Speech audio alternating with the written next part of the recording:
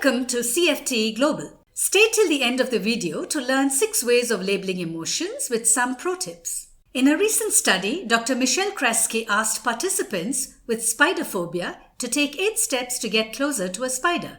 Some of them were told to label their emotions, and interestingly, the ones who labeled their emotions showed lower physiological reactivity to spiders. Labeling emotions helps you deal with them better by streamlining your thought process and making it more structured and manageable.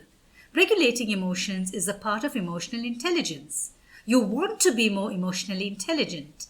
The best thing about it is that it can be learned. The higher your emotional intelligence, the better your self-awareness and self-confidence.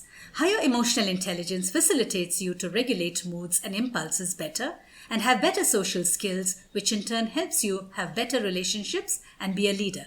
It also brings on better internal motivation. There is an entire video on internal and external motivation for you to check out to understand the importance of internal motivation.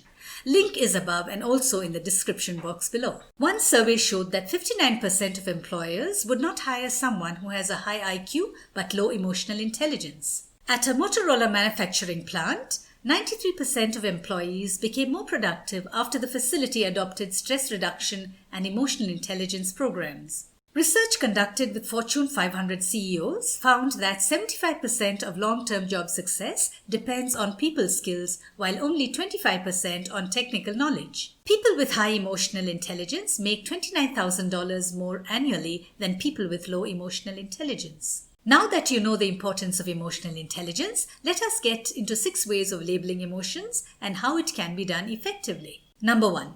Think about your emotion. Let us say you have a fear about something. The more you avoid thinking about it, the more it persists. Fear can only be conquered by facing what is causing that negative emotion.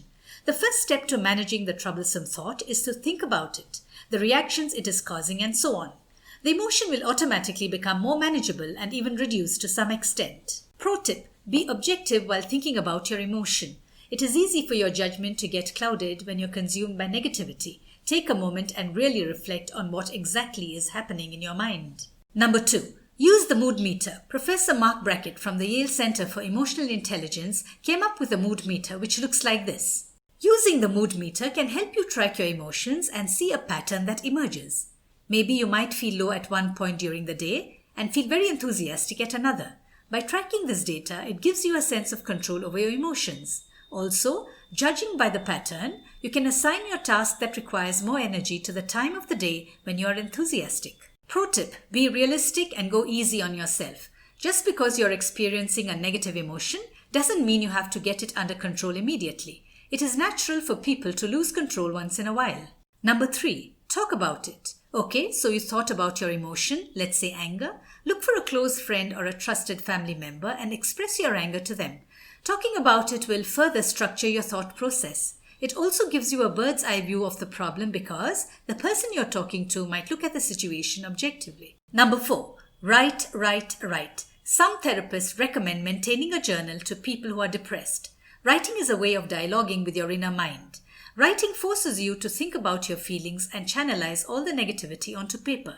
The negativity that otherwise will be bottled up and cause ill effects on your well-being. When you go back and read all the previous times you dealt with difficult emotions, it gives you a sense of accomplishment and further propels you to take on more challenges with more courage. Pro tip: an important aspect of naming emotions is to accept it and not fight it. Number 5. Practice naming emotions on a regular basis. The more you do it, the better you will be at it. Remember, practice makes perfect. Number 6. Help others label their emotions. Dealing with a person who is constantly angry or irritable can be emotionally draining for you too. To help yourself and the person with a difficult emotion, you need to guide them to label their emotion.